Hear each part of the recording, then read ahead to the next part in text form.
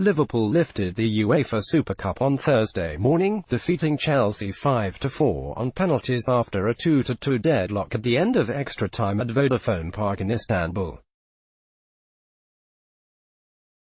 The Turkish capital would prove European gold for the Reds again, despite Chelsea controlling the first half and leading going into the interval, eventually prevailing in a tense penalty shootout. Pedro had struck the crossbar earlier in the half as the Blues had to wait until the 36th minute to celebrate a deserved opener. Olivier Giroud supplied it, finishing coolly past Adrian after Christian Pulisic's lovely through ball. Pulisic thought he had doubled the lead himself just minutes later, but any premature celebrations were halted by the whistle of Stephanie Frappart, the first female to officiate a major men's European game, for offside.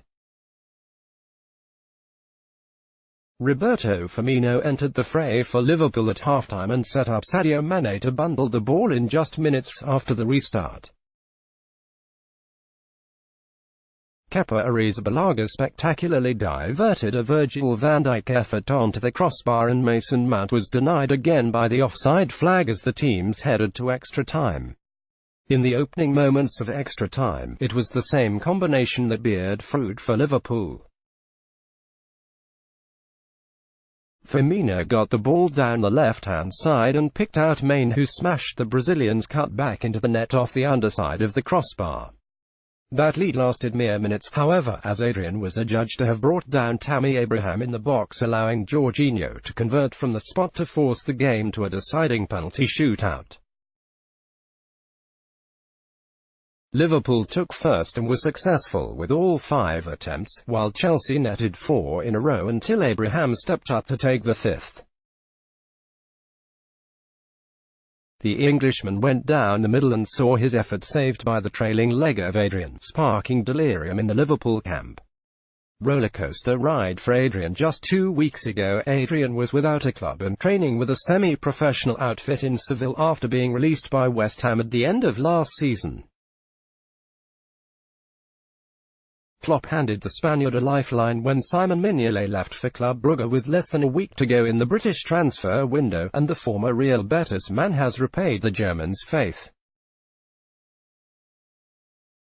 He was quick and alert off his line to smother Mateo Kovacic with the score locked at 0-0 before conceding the penalty and later denying Mount a certain winner in a busy 120 minutes of football. It was in the script for him to be the hero in his full debut, and the save from Abraham's penalty will do the Spaniard a great deal of good, winning the affection of his teammates who rushed to celebrate with their shot stopper at the end of the match. Lampard: my overall feeling is one of pride. I'm a terrible loser, but I'm happy with the team performance because we were very unfortunate.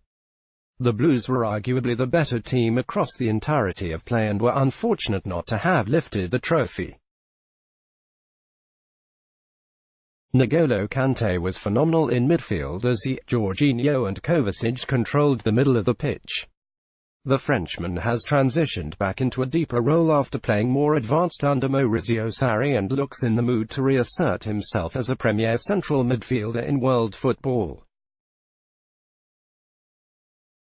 Pedro and Pulisic were devastating in wide areas, and youngsters Mount and Abraham continued to impress in the cameos off the bench as Lampard begins to implement his philosophy into the club.